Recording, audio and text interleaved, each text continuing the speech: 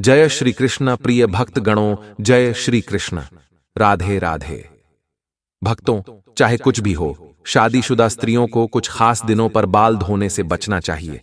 ऐसा न करने पर कई बार गंभीर परिणाम भुगतने पड़ सकते हैं। आज हम जानेंगे कि शादीशुदा स्त्रियां किन परिस्थितियों में बिना बाल धोए भी पूजा, व्रत या शुभ कार्यों में शामिल हो सकती हैं। इसके अलावा हम उन गलतियों पर भी चर्चा करेंगे जो आपके घर की शांति और समृद्धि को नष्ट कर सकती हैं। इसलिए इस वीडियो को अंत तक जरूर देखें। भक्तों, अपने सच्चे मन से कमेंट बॉक्स में जय मां लक्ष्मी और हर हर महादेव लिखकर हमारी वीडियो का समर्थन करें। हमारे हिंदू धर्म में रीति रिवाजों और परंपराओं का विशेष महत्व है। ये परंपराएं केवल मान्यताओं तक सीमित नहीं हैं, बल्कि इनका हमारे जीवन पर गहरा प्रभाव पड़ता है। शादीशुदा स्त्रियों के लिए कुछ विशेष नियम धर्मशास्त्रों में बताए गए हैं, जिनका पालन करना शुभ माना जाता है। धर्मशास्त्र बताते हैं कि कुछ खास दिनों पर बाल धोने से परिवार के सदस्यों पर नकारात्मक प्रभाव पड़ सकता है। इससे पति, संतान और पूरे परिवार की सुख शांति प्रभावित हो सकती है। आइए जानते हैं कि कौन से दिन बाल धोने से बचना चाहिए और कौन से दिन इसे शुभ माना गया है।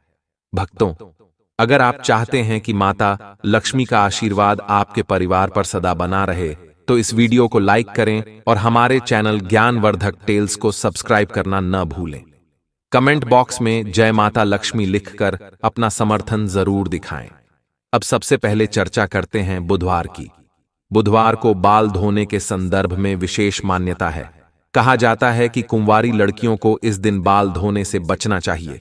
ऐसा करने से उनके भाई को किसी गंभीर परेशानी का सामना करना पड़ सकता है। इसलिए इस दिन बाल धोने से परहेज करना ही बेहतर है।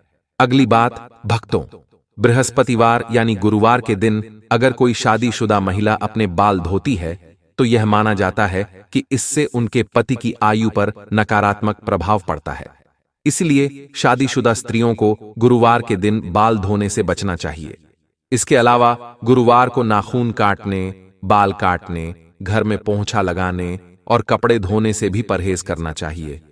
ऐसा करने से परिवार पर बड़ी समस्याएं आ सकती हैं। अब बात करते हैं सोमवार की। सोमवार के दिन बाल धोने से बच्चों पर किसी बड़े संकट का खतरा मंडरा सकता है। इसके साथ ही परिवार को आर्थिक समस्याओं का सामना करना पड़ सकता है। इसलिए शादीशुदा स्त्रियों को सोमवार के दिन बाल धोने से बचना चाहिए। परिवार की खुशहाली और संकटों से बचाव के लिए इन नियमों का पालन करना जरूरी है। अब सवाल उठता है कि बाल धोने का सही दिन कौन सा है। भक्तों, शुक्रवार को बाल धोना बेहद शुभ माना जाता है। ऐसा करने से घर में बरकत आती है और सुख समृद्धि बढ़ती है। जो शादीशुदा महिलाएं शुक्रवार को बाल धोती हैं, उनके पति के धनवान बनने की संभावना भी बढ़ जाती है। अगर किसी कारणवश आप शुक्रवार को बाल नहीं धो पाई हैं और आपको किसी शुभ कार्य, पूजा या व्रत में शामिल होना हो, तो भी आप शामिल हो सकती हैं। बस इसके लिए आपको अपनी मांग में सिंदूर लगाना होगा। शास्त्रों के अनुसार शादीशुदा स्त्रियों की मांग को गंगा स्थान माना जाता है, जो बेहद पवित्र होती है। जब स्त्रियां अपनी मांग में सिंदूर लगाती हैं, तो वे मां पार्वती का सम्मान करती हैं और मां पार्वती का आशीर्वाद हमेशा उन पर बना रहता है। हालांकि सिंदूर लगाते समय कुछ बातों का ध्यान रखना बेहद जरूरी है। कई बार स्त्रियां सिंदूर लगाने में ऐसी गलतियां कर देती हैं जिससे इसका पूरा फल नहीं मिलता। उल्टा पति को परेशानियों का सामना करना पड़ता है और घर में कलह और बर्बादी तक की स्थिति आ सकती है। भक्तों, आइए जानते हैं कि सिंदूर लगाते समय किन बातों का ध्यान रखना चाहिए। लेकिन उससे पहले आपसे निवेदन है कि इस वीडियो को लाइक करें और कमेंट बॉक्स में जय लक्ष्मी माता जरूर लिखें। नंबर 1, कुछ स्त्रियां सिंदूर लगाने में शर्म महसूस करती हैं और अपनी मांग में सिंदूर को छिपा लेती हैं। लेकिन जो स्त्रियां अपने सिंदूर को छिपाती हैं या बहुत कम मात्रा में सिंदूर लगाती हैं, उनके पति को समाज में मान सम्मान नहीं मिलता। नंबर 2, भक्तों, क्या आप जानते हैं कि जो स्त्रियां अपनी मांग में लंबा सिंदूर लगाती हैं, उनके पति को समाज में अधिक मान सम्मान मिलता है। हर जगह उनके पति की प्रतिष्ठा बढ़ती है और वे अपने जीवन के लक्ष्यों को आसानी से प्राप्त करने में सफल होते हैं। सिंदूर लगाने का सही तरीका भी बहुत महत्वपूर्ण होता है। जब शादीशुदा स्त्रियां सिंदूर लगाती हैं तो सबसे पहले अपनी सिंदूर की डिब्बी को माथे से छूना चाहिए। ऐसा करने से मां पार्वती का आशीर्वाद प्राप्त होता है। इसके बाद ही सिंदूर को अपनी मांग में लगाना चाहिए। यह तरीका न केवल पवित्र माना जाता है बल्कि आपके जीवन में सुख, समृद्धि और आपके पति के जीवन में सफलता लेकर आता है। शादीशुदा स्त्रियों के लिए सिंदूर लगाने का सही तरीका बहुत महत्वपूर्ण माना गया है। हमेशा नाक की सीध में सिंदूर लगाना चाहिए। कुछ महिलाएं टेढ़ी मांग निकालकर सिंदूर लगाती हैं, जो शास्त्रों के अनुसार सही नहीं माना जाता। ऐसा करने से उनके पति को परेशानियों का सामना करना पड़ सकता है और वे अपने जीवन के लक्ष्यों को पाने में असफल हो सकते हैं। एक और जरूरी बात का ध्यान रखें कि बिना स्नान किए कभी भी सिंदूर न लगाएं। साथ ही किसी और महिला से सिंदूर लगवाने से भी बचें। जब भी सिंदूर लगाएं, माता पार्वती का ध्यान जरूर करें। मां पार्वती का आशीर्वाद ही हर शादीशुदा महिला को अखंड सौभाग्यवती का वरदान देता है। नवविवाहित स्त्रियों के लिए खास हिदायत है कि जो सिंदूर उन्हें शादी के समय मिला हो उसे संभाल कर रखें और कुछ समय तक नियमित रूप से लगाएं। जब भी कोई खास पूजा या शुभ अवसर हो, उस सिंदूर का प्रयोग जरूर करें। यह सिंदूर देवी देवताओं के आशीर्वाद से भरा होता है और इसका प्रयोग करने से आपके जीवन में सुख समृद्धि बनी रहती है। भक्तों, इन बातों का ध्यान रखना हर शादीशुदा महिला के लिए जरूरी है। एक महिला ही अपने घर को संवारती है और उसे उन्नति के मार्ग पर ले जाती है। लेकिन यदि महिलाएं कुछ गलत आदतें अपनाती हैं तो उनके घर से माता लक्ष्मी का वास समाप्त हो सकता है। सनातन वास्तु के अनुसार कुछ कार्य ऐसे हैं जो स्त्रियों को भूलकर भी नहीं करने चाहिए। यदि वे इन कार्यों को करती हैं तो घर में दरिद्रता का वास हो सकता है और धन की कमी हमेशा बनी रहती है। नंबर 1, अगर स्त्रियां घर में खुद झाड़ू पोंछा लगा रही हैं तो यह काम हमेशा सूर्योदय से पहले करना चाहिए। सूर्य उदय के बाद घर की सफाई करने से घर में दरिद्रता आ सकती है। नंबर 2, भक्तों, घर की सफाई करना जितना जरूरी है उतना ही जरूरी है सफाई के बाद सही नियमों का पालन करना। जब भी कोई महिला घर की सफाई करे तो उसे तुरंत स्नान करना चाहिए। ऐसा माना जाता है कि सफाई के बाद बिना स्नान किए रहने से घर में दरिद्रता आ सकती है। स्नान के बाद भगवान का ध्यान जरूर करें, भगवान से प्रार्थना करें और प्रसाद अर्पित करें। खास तौर पर जब आप माता लक्ष्मी को प्रसाद चढ़ा रही हों तो इस बात का ध्यान रखें कि प्रसाद चढ़ाने से पहले कुछ भी न खाएं। अगर आप पहले कुछ खा लेंगी तो माता लक्ष्मी रुष्ट हो सकती हैं।